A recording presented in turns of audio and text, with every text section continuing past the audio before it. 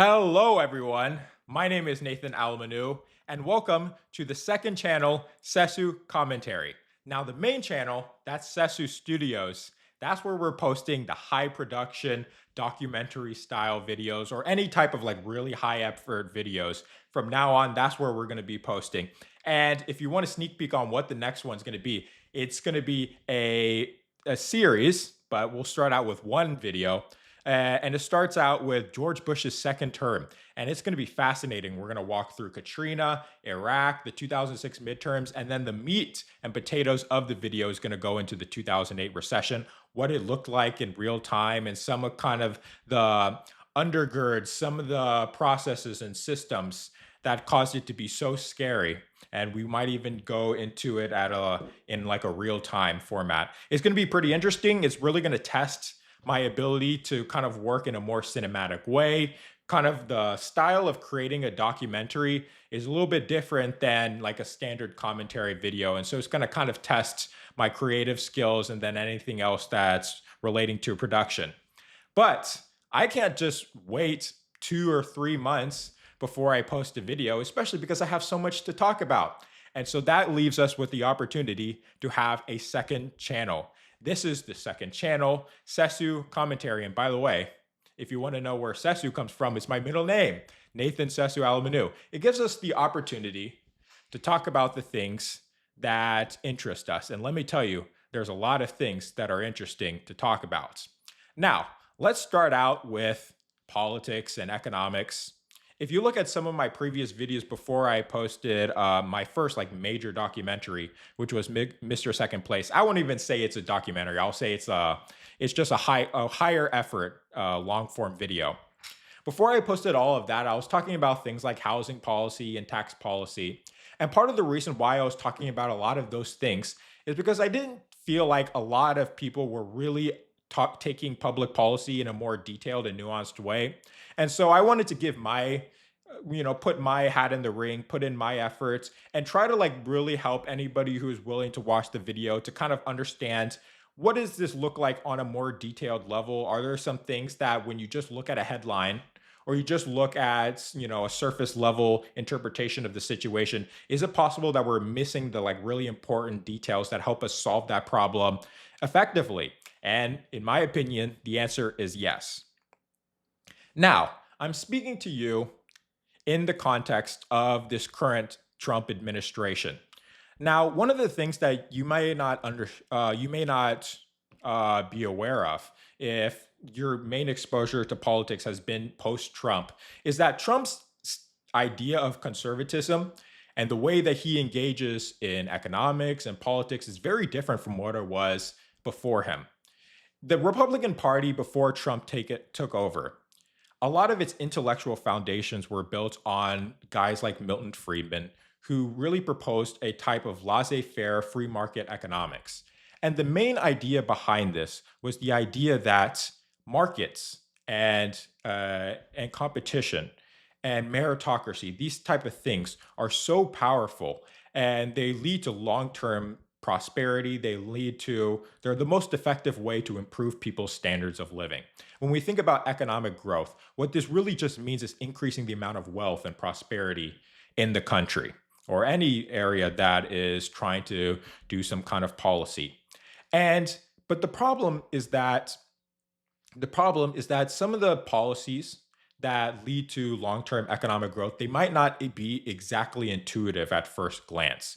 When you look at something like being a little bit more skeptical of union labor, or you might be more skeptical of kind of regulation, even regulation on corporations that we might not have a particularly positive view of.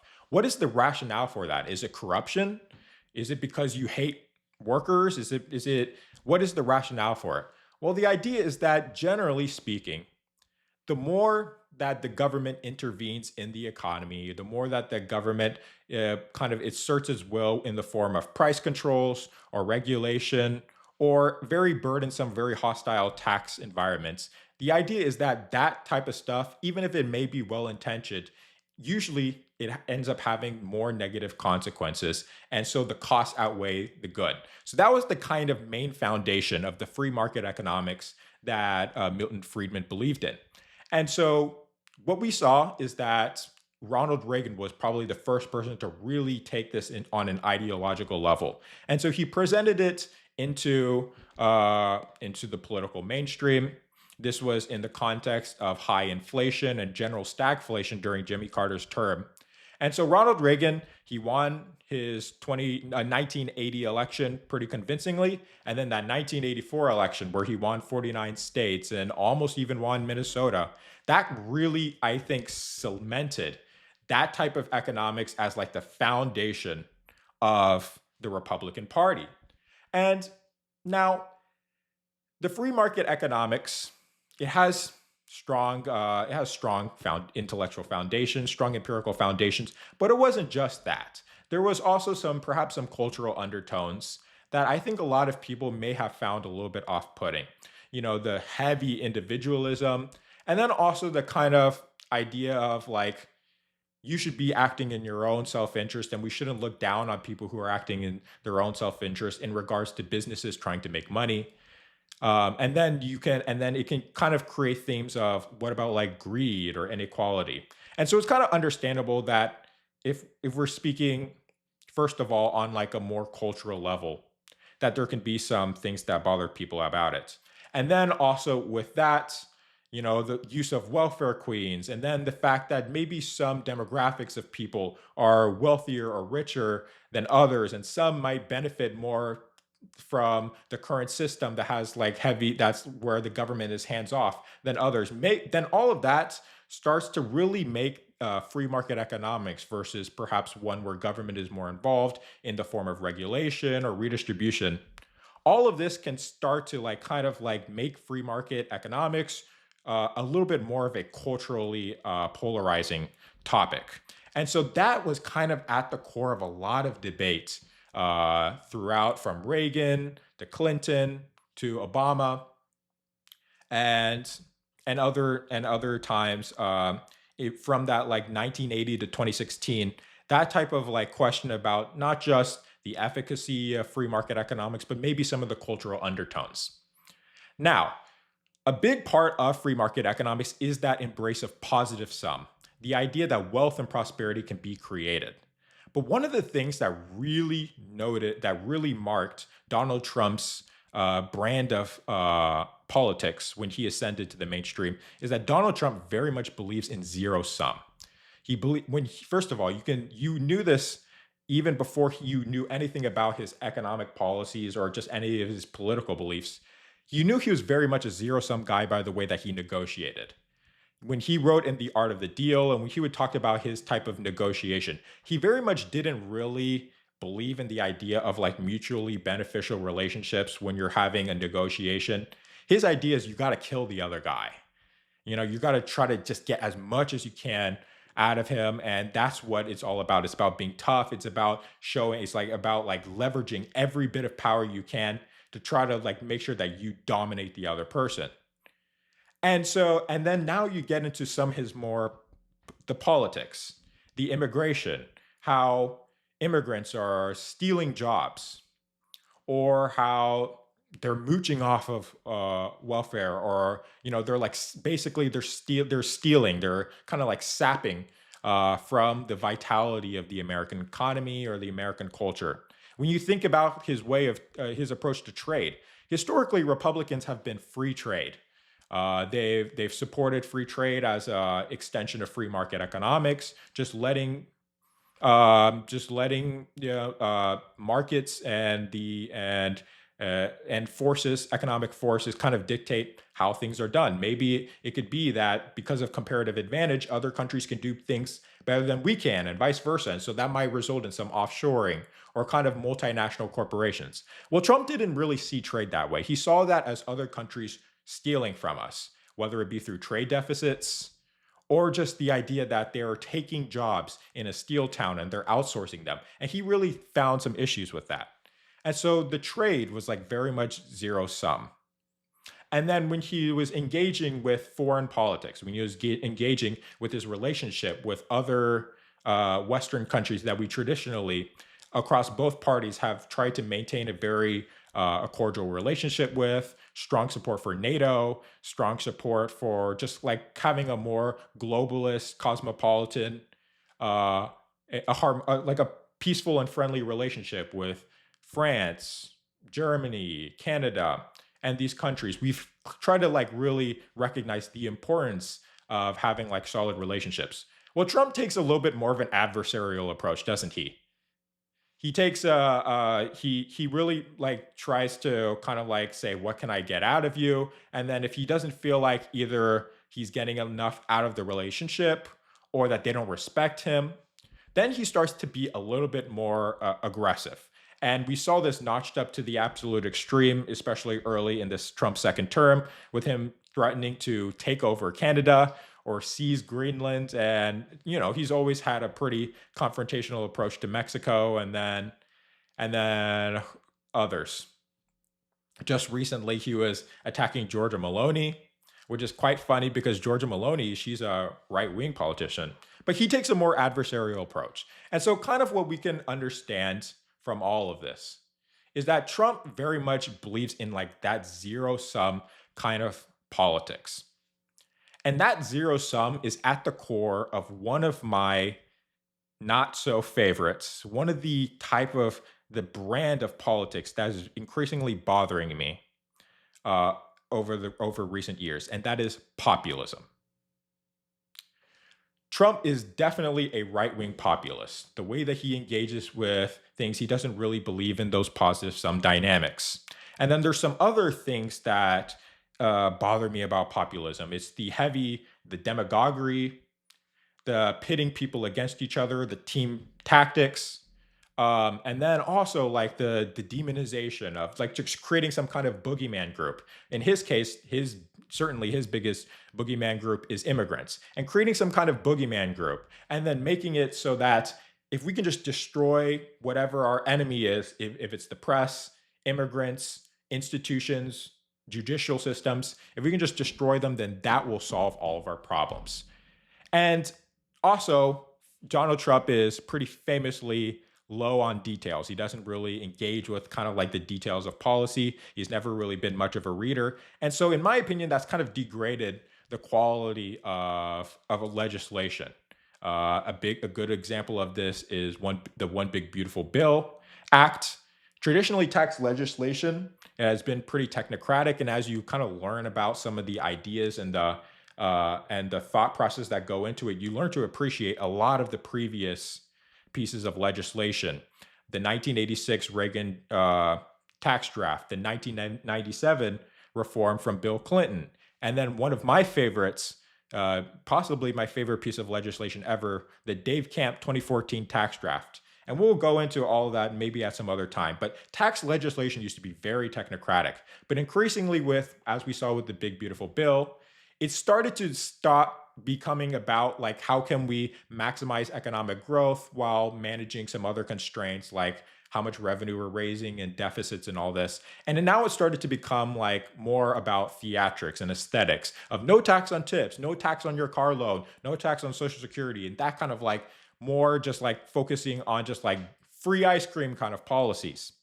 And so this is like at the core of a lot of my issues with Trump and the way that he engages with politics. The zero sum, the demagoguery, and then of course the corruption, and then the way that he's just kind of nasty and lies.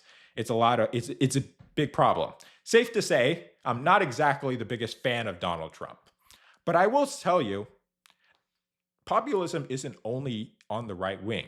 Something that we've kind of seen post Obama with the ascendance of Bernie Sanders and Elizabeth Warren in their 2016 and 2020 campaigns. And now it's just gotten more and more pronounced, in my opinion, over the years, is we've seen very much an insurgence of left-wing populism. Now, when I talk about left-wing populism, I don't really mean to like attack the people who believe in it, that attack the people who are supporters of Bernie or Warren, because I think many of them are virtuous. I think many of them really believe in doing good and doing the right thing. And a major reason why I believe this is because I was that person. One of my first campaigns that I ever like really followed in real time was Bernie's 2020 campaign. And so I was like, I remember I used to watch a lot of progressive channels. I would watch Kyle Kalinske a lot, and then I would watch guys like David Pakman. And then there were other progressive YouTubers out there, and they would really talk about how Bernie was like really fighting for the working class, and a lot of politicians they were bought out by corporations, or they just didn't really care in the same way that he did. And when you looked at Bernie and the way that he would make speeches, or you saw him on a debate stage, what something that really like kind of like resonated with people is like how just upfront he was about passionate about his beliefs. And so that kind of like very like clear about what he believes kind of created maybe perhaps some kind of authentic imagery, and it like really made you question, okay, why aren't other politicians doing that same thing? Why aren't they talking more clearly about the issues that face this country? And so I was a really hardcore fan of Bernie Sanders, and I just couldn't understand why everybody else wasn't. I couldn't understand why anybody would be would be would be willing to support somebody else who is a corporate stooge. Let me know if any of what I'm talking about it kind of like resonates with you, or like you kind of like understand, either you kind of went through that thought process or you know somebody else that did. And so when I would look at, like, for example, like Joe Biden or Pete Buttigieg at this time, you know, I was like, man, these guys, it's crazy that all of them are just like bought out by corporations, that none of them have the courage to really stand up for the working people.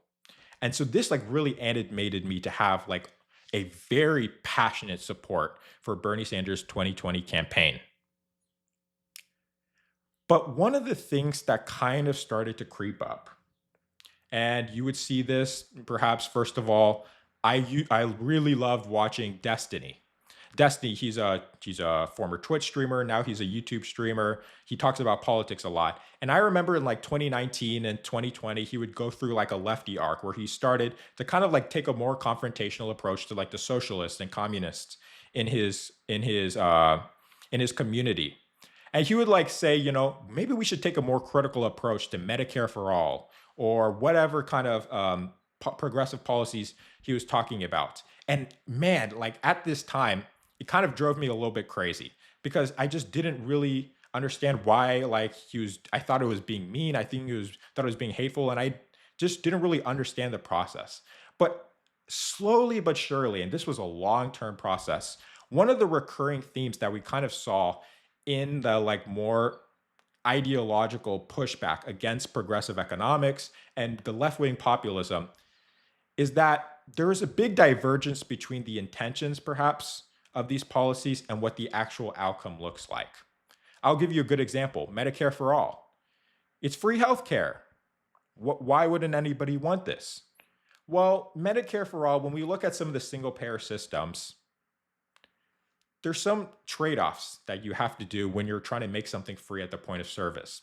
And when we look at today's healthcare system, one of the things that you'll know very quickly if you talk to any doctor or any nurse is that there's a massive shortage in healthcare resources. There's not enough doctors, there's not enough nurses. And then there's just in so many things, the shortages of healthcare resources that are available, that is a large reason for why a lot of things are expensive. We have to ration the care, and so we use pricing as a rationing mechanism. If you make something free at the point of service, well, that doesn't take away scarcity. The scarcity is still going to exist. You're still going to pay for the doctors. You're still going to pay for the nurses, the hospital beds, the electricity, the machinery, the pharmaceutical drugs. You're still going to have to pay for all of this, but you're going to pay for it through taxes. Well, we have one issue, first of all, which is when you make something free at the point of service, there's going to be massive shortages. And you can just think of a supply and demand graph. When you place some kind of price ceiling, in this case, placing the price ceiling at zero, there's going to be some major shortages. And then second of all, well, because we're still paying for it, there's going to require a complete reimagining of the level of taxation that we are going to be prepared for. $3 trillion is what it would cost annually. And for context, we raise $5 trillion in taxation every year. So that would be a 60% increase in the amount of tax revenue that we'd have to raise. And so there's some issues that we see with Medicare for All. We'll lump them into three main categories. One is that when you make something free at the point of service, it will cause shortages. The second is that it would cause a complete reimagining of the amount of taxation that we're willing to pay for. And because of taking away pricing as a rationing force, there's no way to kind of like try to make people be more wise with how they consume healthcare resources. And so there could be a little bit, and so losing price sensitivity, that can, first of all, make the shortages worse. And then also, like, it can create a lot of increase in the amount of consumption, and you have to pay for that, which means the tax burden could be very high. And then third of all, Medicare for All, it bans private health insurance. Well, you want competition. You certainly want competition because competition is how you make insurance companies compete on when it comes to healthcare availability and affordability and access and all of these things. When you ban competition, well, now there's less incentive, there's less pressure, competitive pressure to compete for stronger to make it provide a better service and product for the consumer. And I'll admit to you, there's some nuances to healthcare policy. There's market failures, such as what we see with adverse selection. But one of the things that we see with Medicare for All is that free healthcare really isn't free healthcare. There's a lot of trade-offs and there's a lot of second order effects that you have to be aware of. Another one is rent control. When you make rent control, when you place a ceiling on rent, on how much landlords can increase the rents, is that just free? Is that just like affordable housing and that's all we have to do? Or are there some distortions that we see? And what we see is that there are a lot of distortions. There's a lot of distortions. First of all, is there leads to a massive shortage in housing. The reason for this is that why would, when somebody is investing tens of millions of dollars into a housing project, they're doing it because they need to because they're trying to make their money back. And so they have like some number in mind, some expected rate of return that they need to hit in order to justify locking all of that capital away for many years. This is called the hurdle rate. Well, if their hurdle rate is like, let's say 10%, and as it currently exists without rent control, their expected rate of return is 11.5%. Well, that's good. Then they might do the project. But after the rent control like kills that profit margin so much, well, maybe that 11.5% drops to like 7. Well, now you're not going to do it. 7 is below 10. So you can't really invest in the project because the numbers don't work. And so what we end up seeing, if you look at like Portland, Maine, or you look at San Francisco, or you look at a lot of areas that implement rent control, is that it leads to a complete halt, basically, of any type of building because the environment's too hostile to justify building their new housing projects. And over time, what this means is that housing shortage, that's what actually leads to a lot of the issues that we see in terms of owning a house and being able to being able to rent and all of this. Well, it's hard to be able to rent when there's not enough housing available. And so when there's a lot of people and not enough housing, it can bid up the price. And so this is why when you look at like New York City, at the time that I'm speaking to you, like a market rate apartment, if I had to guess, it can be like $4,000. It doesn't have to be that way. And so rent control, it's well intentioned perhaps, but what it ends up happening is that it leads to a housing shortage. It leads to a lock-in effect where a lot of people on there in a rent controlled apartments, well, if they get a job offer from another part of town, well, maybe they're not gonna, if they do the calculations, well, if they move now, they're gonna have to, their new apartment is not gonna have as much of a benefit as their current gig, that the current like kind of the good deal that they're getting right now. And so they're gonna forego being able to make more money or being able to get the job that they want because actually the benefits from their current rent controlled apartment it outweighs the benefits that they would get in compensation increase. And so this kind of lock-in effect, you don't want this. You want to have a very mobile labor pool. And so what ends up happening is that and when you have like very pronounced rent control, it kind of like it disincentivizes people from being able to move around in order to get a better access to job. And this can have some negative effects. And then third of all, is that it decreases the quality of the housing. If you look at New York, the reason why so many of the units, the rent controlled units, are in such bad shape is because in order to repair a unit, in order to renovate a unit, it costs a lot of money. Well, if you're able to set the price of your apartment, well, now you have an incentive to renovate and repair the unit because you need a high quality unit in order to get a renter. Nobody wants to rent some shitty unit. Well, now you have an incentive. But if you're capped at the rent, if your rent for this unit is capped at like $700 and to do a renovation it costs 100,000, why would you ever do it? The numbers don't work, right? We're trying to make sure that we can stay afloat. And so what ends up happening is that there's a lot of units in New York City because of how unbelievably strict their rent control measures are. Is there's a lot of units in New York City where they're too dilapidated to even rent out. And so rent control between the housing shortages, the lock-in effects, and the decline in the quality of the housing, it has a lot of second order effects. And so this concept, second order effects, is going to be a very recurring theme in my criticisms of left-wing populism. My main problems with left-wing populism is that it doesn't properly engage in the details and the nuances of economic policy. And so what ends up happening is that even though perhaps it can be well-intentioned, what ends up happening is that over the long run, it's going to have a lot those because it doesn't take seriously the outcomes. It ends up causing more harm than good. And the one thing I didn't mention enough is the taxing.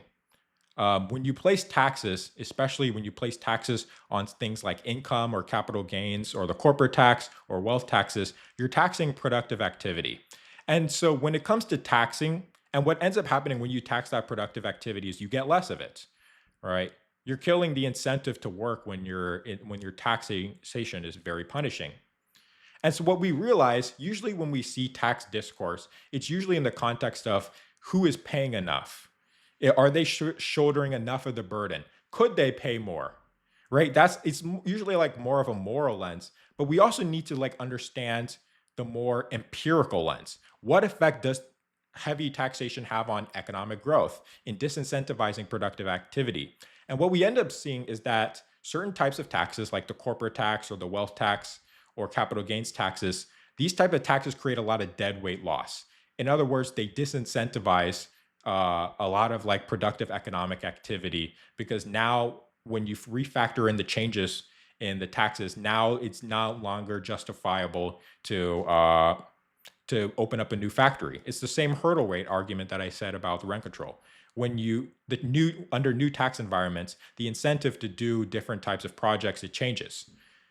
And so what we end up seeing is that there's less stuff that's produced, less wealth, less prosperity. It hurts economic growth. So these types of taxes, when you place taxes on certain types of activity, especially on certain types of activity, and especially when you get the high rates. So like for income tax, when the state plus federal plus local tax, when it goes above 50%, you're just in clown territory. You're not, because the punishment to working is so strong that you're getting really punishing for every dollar you're raising. It's increasingly punishing. Or when you're taxing unrealized gains, there's a lot of taxes where in our pursuit to basically offload all of the tax burden to the very rich, we end up causing immense harm to economic growth. But we want economic growth because economic growth, that's the primary engine that we get higher incomes, that we get higher 401ks, that we get access to higher quality goods and services. We want economic growth. That's like the primary engine that pushes this country forward, right? It's the reason why this country, why it's like so much more prosperous than it was 100 years ago, 200 years ago. It's the reason why it's so much more prosperous, the envy of the world compared to countries who are less fortunate, who their average income might only be like a couple $1,000. It's the reason why somebody with the exact same skill set can immigrate from a country that is not very developed to the United States And with the exact same skill set, they can start making a lot more money. The reason why is because we have a more developed economy, which can put their labor to greater use. That's what we mean by economic growth means, and higher productivity means higher incomes, even if the skill set is the exact same. So economic growth is really important. And when you like try to like disincentivize productive activity with very punishing tax rates, well, then over the long, especially over the long term, this can like really actually harm the working class. And so that tax discussion, with that, some of the themes of it is positive sum economics versus zero sum economics. The idea that we want to create wealth and create prosperity, not just worry about like haggling or like class warfare or redistribution. And then second order effects, the idea that when you place taxation, it's not just a moral thing, it's about you have to engage with some of the like real world effects of it. And what this doesn't mean, it doesn't mean no taxes, it doesn't mean no redistribution. It just means no taxes beyond a certain point. And redistribution, I support redistribution. I support SNAP. I support having a progressive tax system. I support like a high standard deduction. I support Medicaid. I support these programs, but we should also understand that the primary way to uplift the working class is economic growth, and that redistribution is more of a supplement. And so all of these things, these are at the core of my problems with left-wing populism. When you contrast left-wing populism with perhaps like neoliberalism, free market economics, this type of thing, pro-growth economics, that when you contrast left-wing populism with neoliberalism, the big criticism of left-wing populism is that it doesn't appreciate economic growth enough, and then it doesn't properly engage with second order effects, with details and nuances, and making sure that you acknowledge and navigate trade-offs. But this isn't to say that left-wing populism doesn't have an appeal. It certainly has an appeal, but it's more on like an aesthetic level. When we talk about left-wing populism, we're kind of talking more about the appeals of left-wing populism is more in the symbolic terms. But once you start engaging with the details, the outcomes, that's when it completely starts to fall apart. And then neoliberalism or free market economics it's a little bit of the opposite, where when you look at the empirical results of the outcomes of neoliberalism, free market economics, it's very strong. It's part of the reason why the United States has been continuously extending its stretch from Western Europe, which is more regulated, when it comes to GDP, when it comes to economic growth. It's because we have a freer economy. And so this is like at the core of the problem, the difference between left-wing populism and free market economics is that left-wing populism, it doesn't appreciate economic growth. It doesn't navigate trade-offs. It doesn't engage with second order effects. And free market economics, neoliberalism, it has stronger outcomes. It has stronger empirical foundations. But this isn't to say that neoliberalism is popular. It's not. I currently do not, and I likely will never say that neoliberalism or fiscal restraint or any of these kind of eat your veggie policies, I will never say that they are popular, but I do believe that they are correct.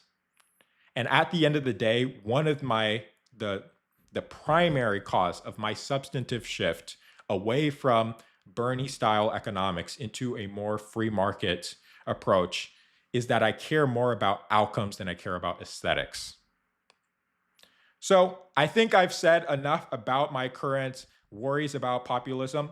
One of my hopes with this channel, one of my hopes with going forward when I make any type of video or I'm streaming or any type of thing and I'm talking about the current policy of the day, is that I'm hoping that I can help bridge that gap and kind of understand, kind of like help explain why a policy that might sound good could end up not being that great, and why a policy that might sound a little bit like mean at first glance, things like taking a more skeptical approach to unions, or taking a more skeptical approach to regulation or progressive taxation, or overly progressive taxation. Why that can actually have like pretty virtuous intention, why it can be pretty virtuous, and it can be very much supported by the evidence if you care about long-term prosperity for the working class.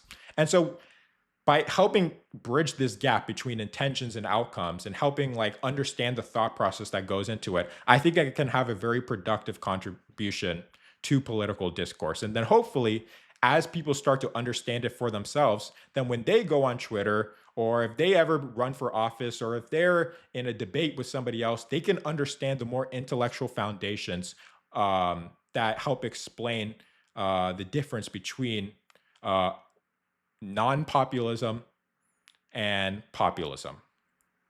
And so that this is going to be my primary project, and I hope I can do a good job of doing this. And as I learn more, as I kind of think of things about through, it's possible that I'll kind of like change the way that I engage with things, because I do really care about making sure that, first of all, that we seek the truth, and then second of all, that like we really communicate to people that like we're not here to beat them down.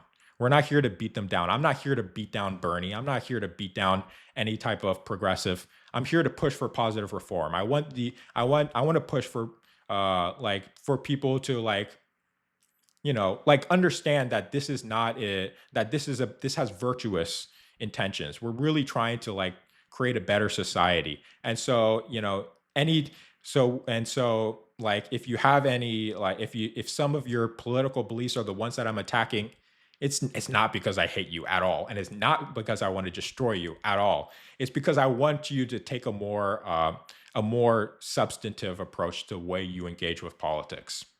So that'll do it with the politics. There's a second element of this channel, and it is running. Now, as I speak to you right now, I am not a very good runner. Okay, I'll tell you some of my some of my stats. Okay, I'm 6'3". At the time that I'm speaking to you, I'm 185 pounds. Okay, I believe my 10K is probably, if I were to run one in optimal conditions, and I like felt good, it would probably be around like 56 minutes. Okay, and if I were to run a marathon, it would probably be over 5 hours. Now, my goal over a really long period of time, hopefully not that long a period of time, less than 5 years, hopefully, is that I can run under 3 hours. Now, a 3 hour marathon, that's 6:52 minutes. That's 6 minutes, 52 seconds per mile. That's going to be a tough cookie, but I think I can do it. And in the process, in the process of my running journey, of getting better, of getting my miles in, of making sure that maybe I take a more serious approach to dieting, because I'm trying to get below 170. That's my goal. I'm trying to get in the 160s, because that's probably where I want to be if I actually want to be serious about running fast. I'm 185, so I need to lose at least 15 pounds. And let me tell you, losing 15 pounds for me is just really hard. But um, man, if I like, it's in the process of taking diet more seriously and making sure that I get the miles in. I'm going to talk about the people that inspire me. When I look at Yamif Kajelcha and his outstanding debut in the London Marathon, or Sebastian Sawe, or Jacob Kiplimo, and then of course, you look at the greats historically, Kipchoge or Kenenisa Bekele. We're going to talk about all the like very interesting running feats that we see from the top of the top. My biggest video at the time that I'm telling you this is the London Marathon, and I'm so proud of that video, Mr. Second Place. I'm so proud of that video. And as we see other marathons, Berlin, Chicago, Valencia, we're just going to talk. We're going to have the opportunity to talk about it, do some kind of analysis, and just generally talk about where the sport's going, the fantastic talent that we see, and what we might see going forward. And as we talk about more like high stakes types of running, and then see how far the world record can go, and all of this. It's going to be very interesting to talk about. I love running, and even if I'm not that good at it right now, I have pretty strong confidence that if I keep doing this in the future, I will get there. And so this this channel, this second channel, it's going to be political commentary. It's going to be perhaps stream highlights. We're going to talk about running and then a lot of other things. And hopefully you enjoy it. I think you will enjoy it. And so I can't wait to see you guys in the next video. Who knows what we're going to talk about? I have a hunch. I think it's going to be a book review. Thank you for attending, and I can't wait to see you later.